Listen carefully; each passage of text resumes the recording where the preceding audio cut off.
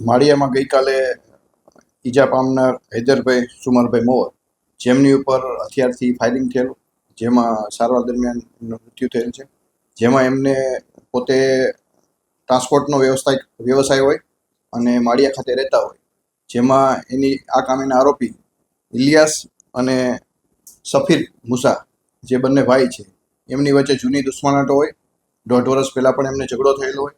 જેથી આ કામેના સફીર મુસાભાઈ મોએ અને એની સાથે 4 ઈસમો બ્લેક કલરની સ્વિફ્ટ જેવી ગાડીમાં આવી અને એના ઘરે જ્યાં બેઠેલા તેની ઉપર ફાયરિંગ કરી અને ગંભીર ઈજા કરી એનું મોત નિપજાવી અને બંને આ કામેના જે આરોપીઓ છે, નામવાળા 2 અને અન્ય 4 ઈસમ વિરુદ્ધ આ કામેના મરણ જનાર હૈદરભાઈના પત્નીએ ફરિયાદ આપતા મર્ડરનો ગુનો દાખલ કરી માળિયા પીઆઈ તપાસ ચલાવી રહ્યા છે. આ કામેના આરોપીને પકડવા માટે જુદી જુદી ટીમો બનાવેલ છે અને આ ગુનામાં વપરાયેલ ગાડી પણ કબજે કરવામાં આવેલ છે. બનાવનું કારણ એવું છે કે ટ્રાન્સપોર્ટનો વ્યવસાય કરતા હોય ફરિયાદી અને આરોપી, એ બંને પહેલાં જૂના પાર્ટનર હોય અને એનો જૂનો ઝઘડો હોય.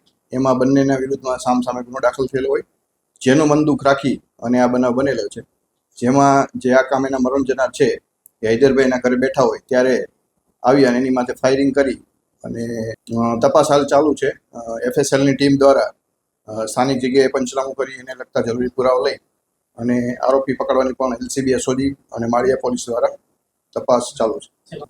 હા, એની અત્યારે તપાસ ચાલુ છે. જે ગાડી છે એ કઈ જગ્યાએથી ને કાર્યવાહી કરીને ક્યાંથી એની વપરાતો રૂટ કયો હતો, ક્યાંથી આવેલ, તેની સાથે કેટલા ઈસમો હતા, એ તમામ આગળ તપાસમાં.